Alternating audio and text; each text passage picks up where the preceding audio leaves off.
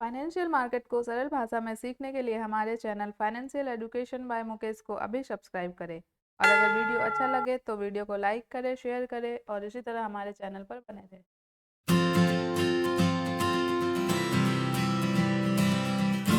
Hello दोस्तों, एक बार फिर से बहुत बहुत स्वागत करता हूं आपका हमारे Hindi YouTube channel financial education by Mukesh पर। आज के वीडियो में हम सीखने जा रहे हैं कुछ बेसिक जार्गन्स हैं, कुछ बेसिक टर्मिनोलॉजीज हैं, कुछ बेसिक वर्ड्स हैं जो बहुत ही यूज़ होते हैं ऑप्शन ट्रेडिंग में। ठीक है, बहुत ही बेसिक टर्मिनोलॉजीज है जो यूज़ होने वाले हैं आगे चल के। ठीक है, वो सारी चीज़ें हम इस पार्ट में कवर करेंगे। ऑफकोर्स इसमें कुछ ऐसे जार्गन्स हैं जो ऑलरेडी कुछ चीज़ों पे डिपेंडेंट है जो मैंने अभी तक कवर नहीं की है।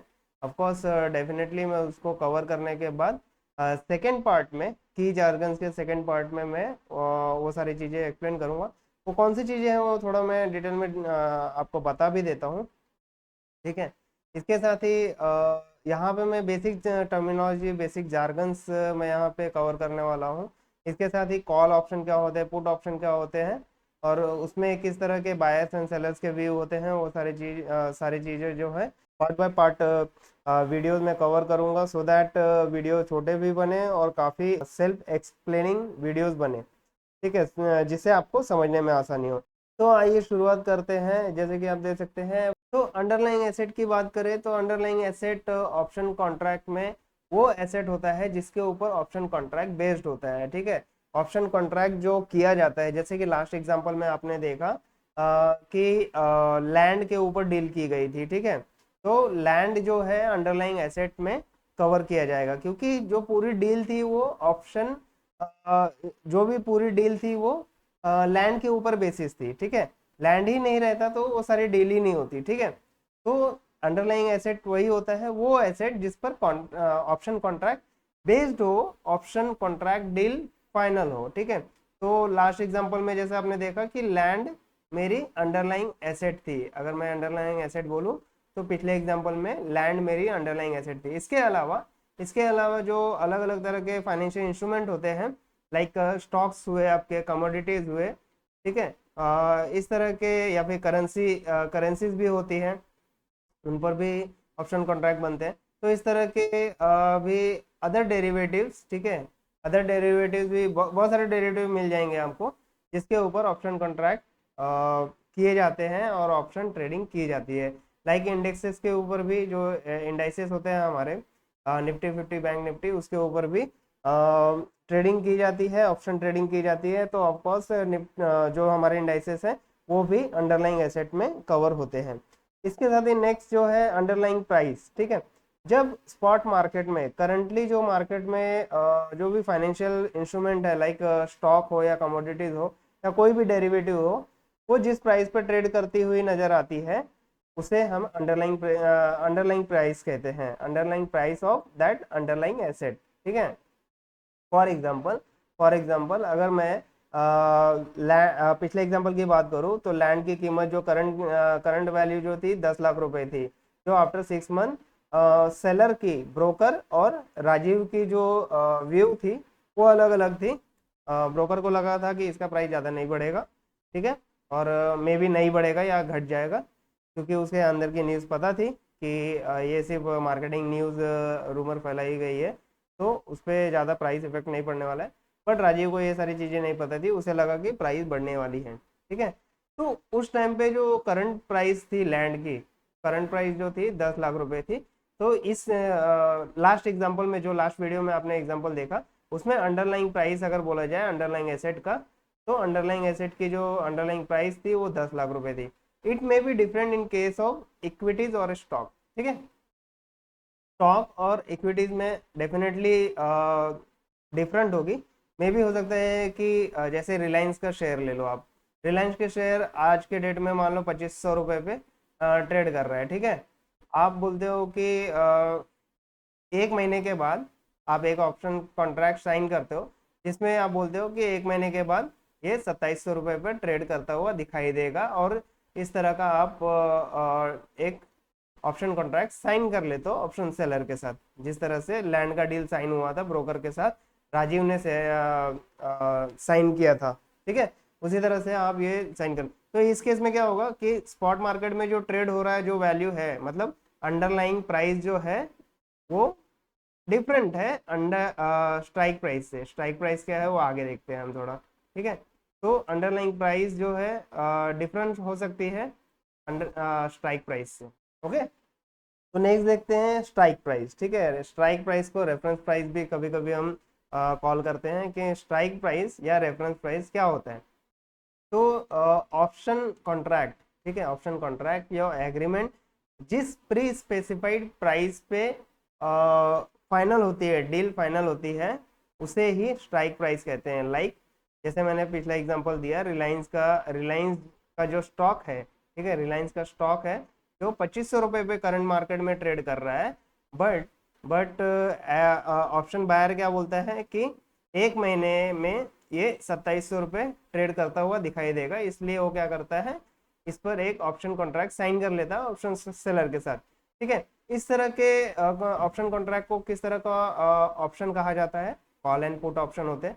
तो वो किस तरह के ऑप्शंस होते हैं और उसमें कौन से व्यूज होते हैं बायर्स एंड सेलर्स के, किस तरह से उन्हें प्रॉफिट एंड लॉस होता है, वो सारी चीज़ें हम कॉल एंड पुट ऑप्शन के जो सेपरेट वीडियोज होंगे उसमें हम कवर करेंगे। फिलहाल आप ये जान लो कि जो प्री स्पेसिफाइड प्राइस, ठीक है, ये अभी तक प्राइस अचीव नहीं हुआ है रिलायंस का स्टॉक का, ठीक है, बट हम लोग पहले ही स्पेसिफाई कर दे रहे हैं कि ये 2700 रुपये के प्राइस पे मैं एक ऑप्शन कॉन्ट्रैक्ट साइन करूंगा या ऑप्शन कॉन्ट्रैक्ट एग्रीमेंट करूंगा ऑप्शन सेलर के साथ।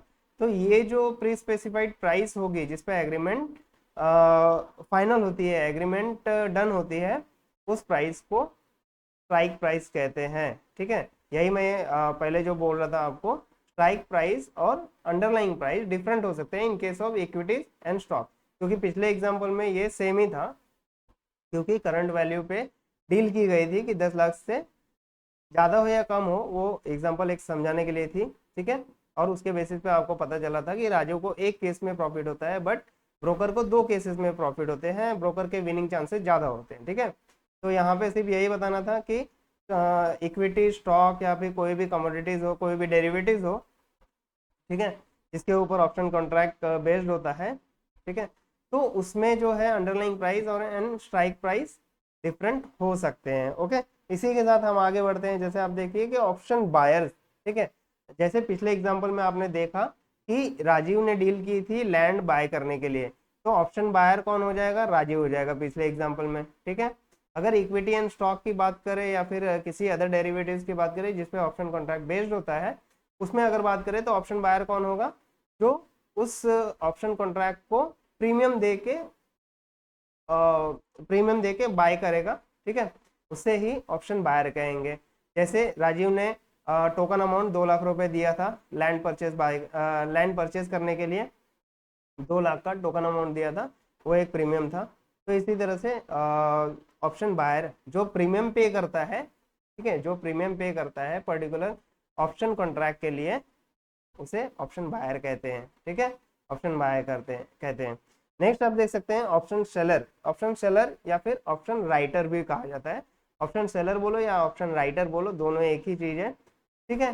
तो जो the person who agrees to sell the contract और ऑप्शन, ठीक है, ऑप्शन कॉन्ट्रैक्ट जो सेल करने के एग्री करते हैं, मतलब ऑप्शन बायर कौन होता है, जो ऑप्शन बाय कर रहा है वो ऑप्शन बायर हो गया। ऑप्शन बायर क्या करता है, सिर्फ प्रीमियम पे करना होता है उसे, ऑप्शन बायर को सिर्फ प्रीमियम पे करना होता है।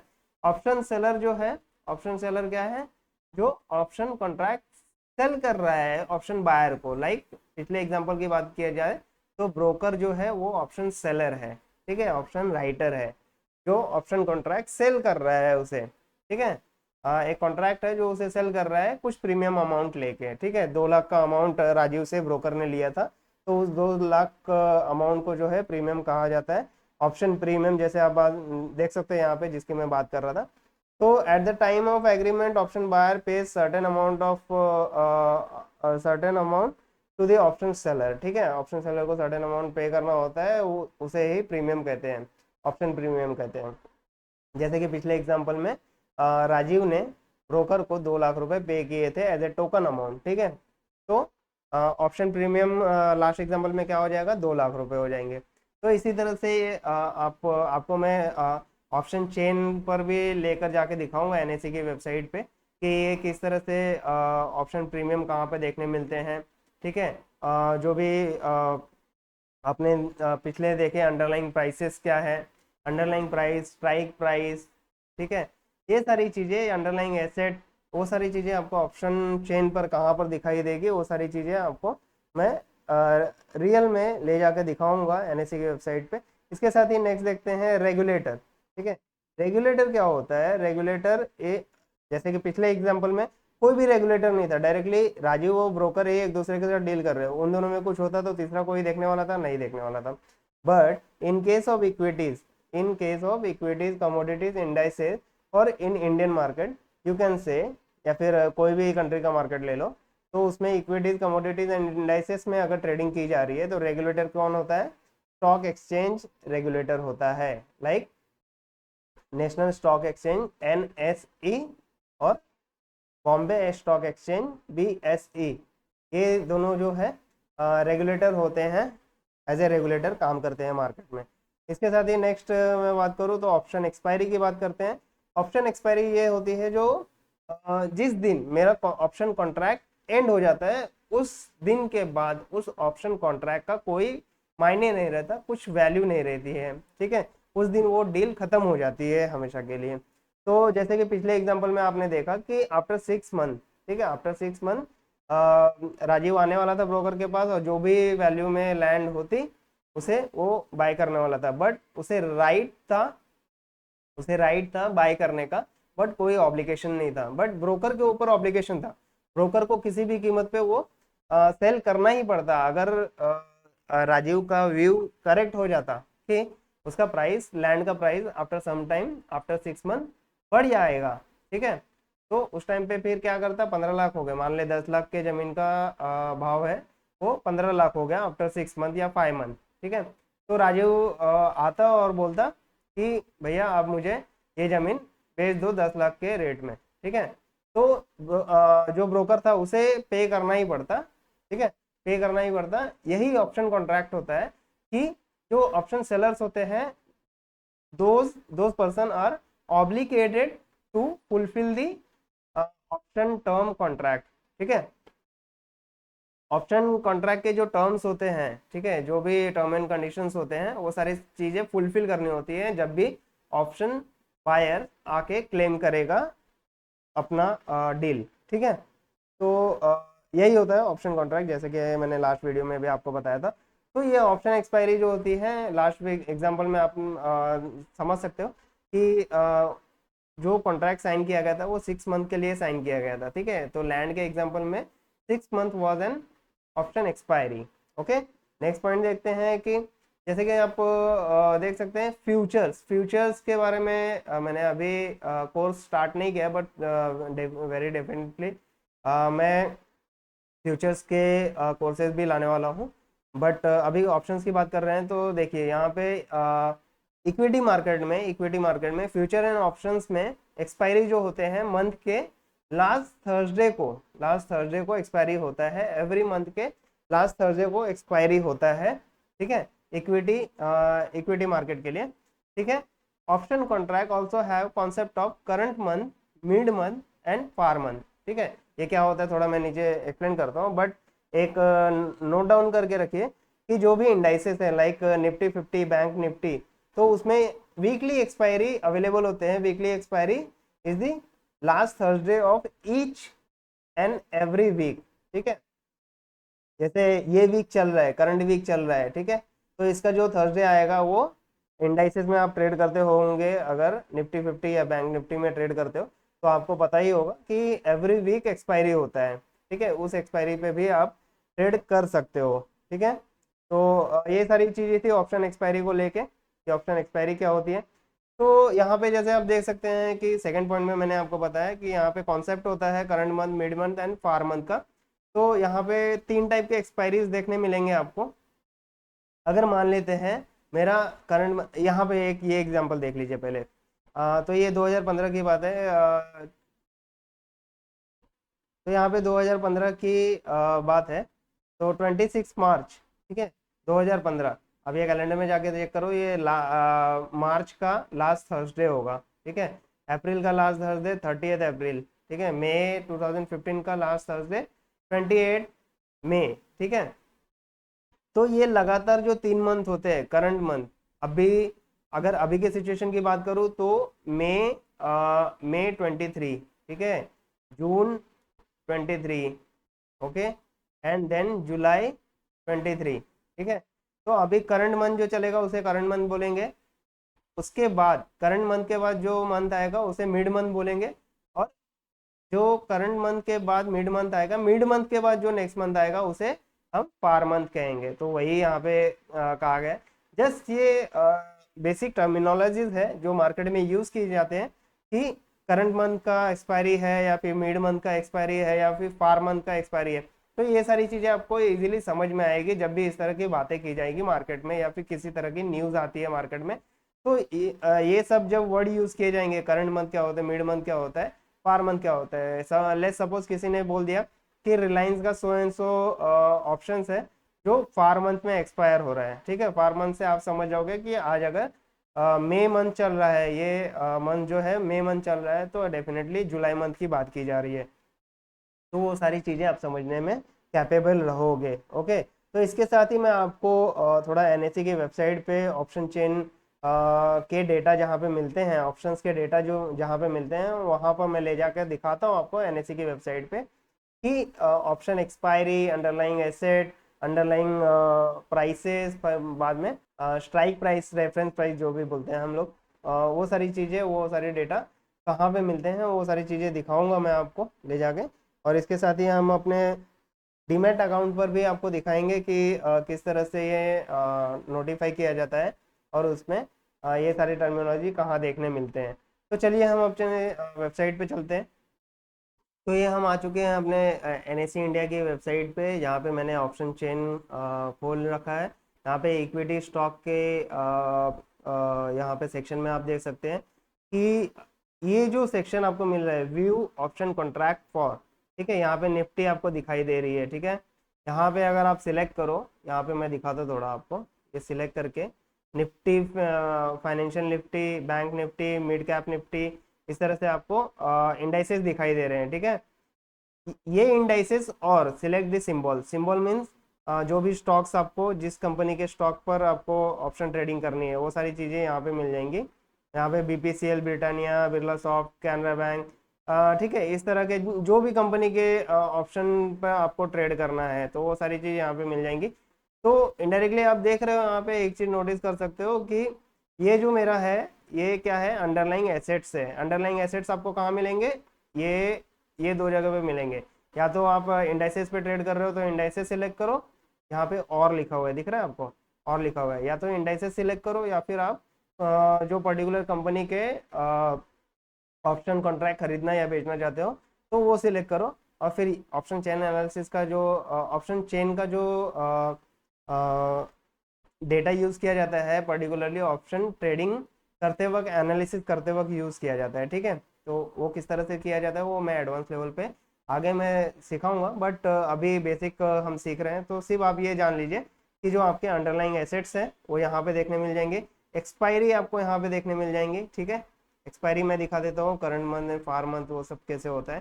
तो जैसे कि आप ये देख लो कि अगर मैंने सिलेक्ट करके रखा है इंडाइसेस, इंडाइसेस सिलेक्ट करके रखा है, तो जैसा कि मैंने आपको बताया वीकली एक्सपायरीज रहती है, 1 जून को, 8 जून को, 15 जून को, 22 जून को, 29 जून को। तो इस तरह के वीकली एक्सपायरीज देखने मिल जाएंगे। अगर इसी केस में मैं क्या करता हूँ, अगर इसी केस में मैं करता हूँ कि एबीबी इंडिया का मैं सिलेक्ट कर लेता हूँ, ठीक है। एबीबी इंडिया का सिलेक्ट करूंगा तो डायरेक्टली ये क्या हो जाएगा, 29 जून आएगा, 27 जुलाई आएगा और 31 अगस्त आएगा। तो ये क्या हो गया, करंट मंथ हो गया, मिड मंथ हो गया और ये फार मंथ हो गया, ओके। और स्ट्राइक प्राइस क्या है, लेस से अभी अगर आप देखो एबीबी इंडिया, ठीक है, मैं यहाँ पे थोड़ा दिखा देता हूँ आपको, मेरे स्टॉक के पे जाके आपको यहाँ पे दिखाता हूँ, ठीक है। ए बी बी, ठीक है, यहाँ पे A B B equity add कर दिया मैंने, क्लोज करता हूँ। यहाँ पे देखिए तो करंट प्राइस का जो चल रहा है 4022 का चल रहा है, ठीक है। अगर मैं सोचता हूँ कि ये इसका जो वैल्यू है, ठीक है, ये 5 मिनट के टाइम फ्रेम में मैंने एबीबी इंडिया का चार्ट ओपन किया है, यहाँ पे देख सकते हैं आप 4022 है, ठीक है। अगर डेली चार्ट में ओपन करूँ, ठीक है, डेली चार्ट में ओपन करूँ, इस तरह से मुझे राइजिंग स्टॉक दिख रहा है। तो मुझे लगता है कि 1 महीने बाद ये अच्छा खासा 4200 या 4300 400 तक बढ़ने वाला है। तो मैं क्या करूँगा कि मुझे मेरा जो व्यू है वो क्या हो जाएगा, 4200 300 पे हो जाएगा, ठीक है। तो मैं क्या करूँगा, डायरेक्टली चला जाऊँगा। मुझे ये पता है कि मार्केट जो है 4200 300 तक जाने वाली है, ऐसा मुझे चार्ट देख के लग रहा है, ठीक है, चार्ट देख के लग रहा है। तो मैं क्या करूँगा, या तो 4200 का ऑप्शन कॉन्ट्रैक्ट खरीद लूँगा या 4300 का ऑप्शन कॉन्ट्रैक्ट खरीद लूँगा। तो इस पे जब आप सिलेक्ट करोगे तो ये आपके स्ट्राइक प्राइसेस है, जिस स्ट्राइक प्राइस पे आपको ट्रेड करना है, ठीक है। जिस स्ट्राइक प्राइस पे आपको ट्रेड करना है उसके बेसिस पे आप ट्रेड कर सकते हो, और वो स्ट्राइक प्राइस आपको यहाँ पे देखने मिल सकता है, ठीक है। जो प्री स्पेसिफाइड प्राइस पे आप ट्रेड करते हो उसे स्ट्राइक प्राइस करते हैं, और वो स्ट्राइक प्राइस आपको यहाँ पे देखने मिल सकता है, ओके। तो इसके साथ ही आपको ऑप्शन प्रीमियम जो है ऑप्शन चेन एनालिसिस के टाइम पे या फिर ऑप्शन चेन डेटा में आपको यहाँ पर देखने मिल सकते हैं। जैसे कि आप देख सकते हैं कॉल कॉल ऑप्शन के और पुट ऑप्शन के जो प्रीमियम्स हैं वो आपको यहाँ पे लास्ट ट्रेडेड प्राइस में दिख जाएंगे, ठीक है। पर्टिकुलर स्ट्राइक प्राइस के लिए जो भी है 16,700 16,750, जो भी स्ट्राइक प्राइस के लिए आप ऑप्शन चूज कर रहे हैं तो उसका जो भी प्रीमियम प्राइस है वो आपको लास्ट ट्रेडेड प्राइस में दिख जाएगा, ठीक है। ये पुट ऑप्शन की तरफ है, ये कॉल ऑप्शन की तरफ है। कॉल ऑप्शन की तरफ 17,200 का जो कॉल ऑप्शन है उसका प्रीमियम है 1355 रुपये, वहीं पुट ऑप्शन इसका है 40 पैसे, ठीक है। इस तरह से आप ये सारे डेटा यहाँ से रीड आउट कर सकते हैं। तो ये सारी चीज़ें हो गई, और ऑप्शन एक्सपायरी की भी बात हमने कर ली। अब यहाँ पे बायर्स एंड सेलर्स की जो बात की जाए, तो अगर आप बाय कर रहे हो तो ऑप्शन बायर कहलाओगे, अगर आप ऑप्शन सेल कर रहे हो तो ऑप्शन सेलर कहलाओगे। और आपको उस तरह के जो राइट्स एंड ऑब्लिगेशंस जो होते हैं, ऑप्शन सेलर्स के लिए ऑब्लिगेशंस होते हैं, बट ऑप्शन बायर्स के लिए राइट्स होते हैं कि वो सेल भी कर सकता है या नहीं भी कर सकता है, ठीक है। मतलब जैसे हमने लास्ट वीडियो में देखा था कि राजीव को जब अगर प्रॉफिट हो रहा था तो वो जाके क्लेम कर सकता था अपना प्रॉफिट, बट उसे जब लॉस हुआ तो उसने क्या किया, प्रीमियम अमाउंट, सिर्फ उसे लॉस हुआ, किसका, प्रीमियम अमाउंट का लॉस हुआ, 2 लाख का ही लॉस हुआ उसे, ठीक है। अगर प्रॉफिट होता तो अच्छा खासा प्रॉफिट हो सकता है, जो जो फर्स्ट केस में हमने देखा था, ठीक है। तो ये सारी चीज़ें हमने यहाँ पे देख ली है। इसके साथ ही आपको अंडरलाइंग प्राइस मीन्स आपको समझ में आया, जो करंट प्राइस ट्रेड कर रही है यहाँ पे, ठीक है। करंट प्राइस जो ट्रेड कर रही है उसे अंडरलाइंग प्राइस कहते हैं, जो करंटली अभी स्पॉट मार्केट में ट्रेड कर रही है, ठीक है। अभी मार्केट बंद है तो आपको यहाँ पे एक स्टैग्नेट वैल्यू दिख रहा है 4022.50 पैसे, ठीक है। तो ये जो है अंडरलाइंग प्राइस है एबीबी इंडिया का, मैंने एग्जांपल दिया है आपको, ठीक है। अगर मैं अगर मैं ऑफ स्टॉक के अपने डीमैट अकाउंट पे आता हूँ और यहाँ पे मैं सर्च करूँ कि ऑप्शन मुझे चुनना है किसका, एबीबी इंडिया का, ठीक है। एबीबी इंडिया का ऑप्शन मुझे चूज करना है, ओके। जो भी मंथ में सिलेक्ट कर लो, मंथ मुझे सिलेक्ट करना है। तो इस तरह से 29 जून का कौन से प्राइस पे, स्ट्राइक प्राइस आप ढूंढो, ये सारे स्ट्राइक प्राइस ही है, ठीक है। 3,350, 3,300 किसी कुछ लोगों को लगेगा कि ये 3,300 के नीचे जा सकता है तो पुट ऑप्शन खरीद लो। तो पी और सी जो है ना, वो क्या है, पुट एंड कॉल ऑप्शन होते हैं। वो सारी चीज़ें मैं आपको बताऊंगा नेक्स्ट वीडियोज में, जब मैं कॉल ऑप्शन क्या होता है वो वीडियो लाऊंगा और पुट ऑप्शन क्या होता है वो वीडियो लाऊंगा। तो उसमें मैं वो सारी चीज़ें डिटेल में बताने वाला हूँ। अभी फिलहाल मैं आपको सिंपली बता रहा हूँ कि हम लोग अगर जब भी हम इस तरह के पुट पर्टिकुलर स्ट्राइक प्राइस पे, मतलब मैं सोच रहा हूँ कि प्राइस बढ़ने वाला है अभी एबीबी इंडिया का, तो अभी तो 4022 चल रहा है, तो मुझे लगता है कि मान लो कि ये 4,150 के ऊपर जा सकती है आने वाले टाइम में, ठीक है। तो मैं यहाँ पे ये ऑप्शन कॉन्ट्रैक्ट जो कॉल ऑप्शन है, सी मतलब कॉल यूरोपियन मतलब कॉल ऑप्शन, मैं ये बाय करूंगा। इसके लिए जो भी प्रीमियम होगा वो मैं पे करूंगा, ठीक है, वो मैं प्रीमियम पे करूंगा। वो आपको यहाँ से दिख जा, आप देखिए ये जो है एबीबी इंडिया, ठीक है, ये अंडरलाइंग एसेट हो गई। 4150 आपकी स्ट्राइक प्राइस हो गई। ये ऑप्शन टाइप हो गया, ठीक है, कॉल ऑप्शन हो गया आपका, कॉल यूरोपियन। ये आपको देखिए 29 जून 2023 जो दिख रही है आपकी, आपकी क्या हो गई, ऑप्शन एक्सपायरी हो गई। ये सारी चीज़ें डेटा यहाँ पे मिलती हैं आपको। डीमैट अकाउंट पे भी मैंने दिखा दिया, एनएससी की वेबसाइट पे भी ले जाके आपको ऑप्शन चेन डेटा में भी आपको दिखा दिया कि ये सारी चीज़ें आपको कहाँ पे देखने मिल सकती है। ठीक है, अब ये ऑप्शन चेन डेटा, ये जो पेज है वो कैसे ओपन करना है, आप सिंपली ये वेबसाइट पे भी जा सकते हो डायरेक्टली, ये यूआरएल टाइप करके।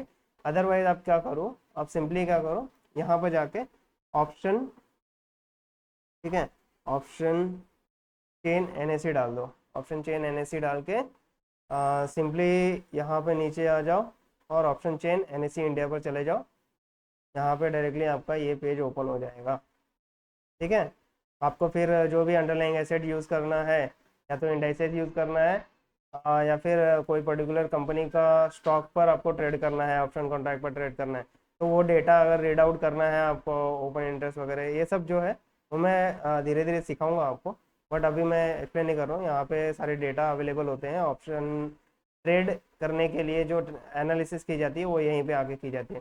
तो जस्ट मेरा पर्पज़ यही था अभी फ़िलहाल कि अंडरलाइंग एसेट कहाँ पे देखने मिलते हैं, एक्सपायरी डेट जो होती है, ऑप्शन एक्सपायरी जो होती है, स्ट्राइक प्राइस जो होते हैं, वो सारी चीज़ें कहाँ देखने मिलती हैं, वो सारी चीज़ें मैं आपको बताना चाहता था। तो ये मैं यहाँ पे प्रैक्टिकली आपको दिखा रहा हूँ। ठीक है, मेरा पर्पज़ सिर्फ थियरी समझाना नहीं, इसके साथ साथ प्रैक्टिकली आपको एक्सप्लेन करना भी है, सो दैट आप प्रैक्टिकली आप डेवलप होते जाओ डे बाय डे। ओके, तो इस तरह से डीमैट अकाउंट पे भी आप आके ऑप्शन कॉन्ट्रैक्ट ढूंढ सकते हो। वहाँ पर भी option expiry and underlying asset, underlying price जो करंट प्राइस होती है, और स्ट्राइक प्राइस, ऑप्शन एक्सपायरी, वो सारी चीज़ें आपको डिटेल में मिलेगी। तो जैसा कि मैं बात कर रहा था कि मैंने दो बेसिक jargons यहाँ पे कवर नहीं किए हैं, वो है एक्सरसाइजिंग दी ऑप्शन कॉन्ट्रैक्ट, ठीक है, और दी ऑप्शन सेटलमेंट। ठीक है, ऑप्शन सेटलमेंट कैसे होते हैं, किस तरह के ऑप्शन सेटलमेंट होते हैं, वो सारी चीज़ें समझने के लिए कुछ और चीज़ें समझना ज़रूरी है, जो कि लाइक कॉल ऑप्शन क्या होते हैं, पुट ऑप्शन क्या होते हैं, ऑप्शंस के टाइप क्या है, ऑप्शन बायर्स एंड सेलर्स के व्यूज़ क्या होते हैं प्रॉफिट एंड लॉस के लिए, इन द मनी क्या होता है, आउट ऑफ द मनी क्या होता है, एट द मनी क्या होता है, वो सारी चीज़ें जब मैं कवर कर लूँ तो ऑफकोर्स 2 से 3 वीडियोज़ में वो सारी चीज़ें कवर हो जाएंगी। और उसके बाद मैं फिर exercising the option contract and settlement in the option contract, वो सारे वीडियोज़ मैं आपके सामने प्रेजेंट करूँगा। तो डेफिनेटली आप उसे चेकआउट कर सकते हैं एनी टाइम। तो आज के वीडियो में इतना ही, मैं आज का वीडियो यहीं पे समाप्त करता हूँ। इसके साथ ही आपको अगर किसी तरह का डाउट है, किसी तरह का क्वेश्चन आपके माइंड में आ रहा है, तो आप डेफिनेटली हमारे कमेंट बॉक्स में कमेंट कर सकते हैं। अदरवाइज हमारे सोशल मीडिया प्लेटफॉर्म पर भी आप कनेक्ट हो सकते हैं। जहाँ वीडियो देख रहे हैं वहाँ पे कमेंट बॉक्स में कमेंट कीजिए, मैं डेफिनेटली आपको रिप्लाई करूँगा। इसके साथ ही फाइनेंशियल एजुकेशन के साथ जुड़े रहने के लिए बहुत बहुत धन्यवाद। इसी तरह से आप अपना स्किल को ग्रो अप करते रहिए। Thank you so much, all the best, keep going.